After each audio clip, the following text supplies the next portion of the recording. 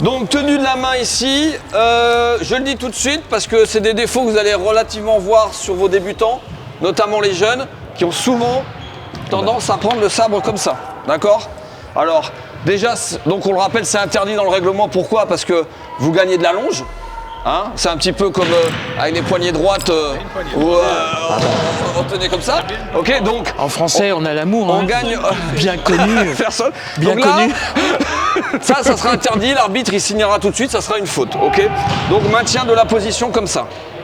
Les doigts, bien, ils viennent juste en serrer, l'ensemble et le pouce est ici au-dessus, ok? Bah, comme une arme normale, on est quand même sur une base de tenue pouce-index, principalement. Parce que Philippe le tient en enserrant, moi par exemple, je tiens avec le pouce un ici. véritable écart entre le pouce et l'index. C'est une question d'habitude, mais ce qu'il faut garder à l'esprit, c'est que normalement, si j'ouvre les 4 doigts, je continue à tenir mon sabre.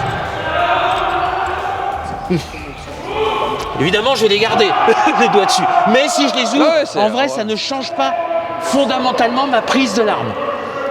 Donc c'est pour faire la vraie différence avec la prise d'un bâton, quoi.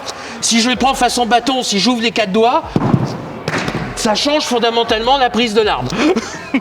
L'autre main, si vous voulez faire du deux mains, elle va venir se mettre au plus bas, ici, du manche, ok? Ça va permettre, lorsqu'on fera les différents mouvements, de pouvoir avoir une bonne inertie pour croiser les mois. Si vous êtes trop près, ça se fait croise aussi. pas. Vous le voyez tout de suite. Mais c'est plus... Vous le voyez voilà. tout de suite. Hein. Si vous tenez comme ça, En plus. ça tourne pas. Il suffit d'écarter et hop, on va arriver à tourner.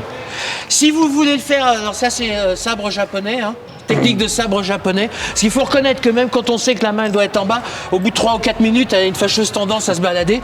Si vous voulez vraiment être sûr qu'elle se balade pas, le petit doigt glissé sous le pommeau. C'est une possibilité. C'est voilà, une possibilité, plus, c'est pas une obligation, mais en ayant le petit doigt comme ça, la main ne bougera pas.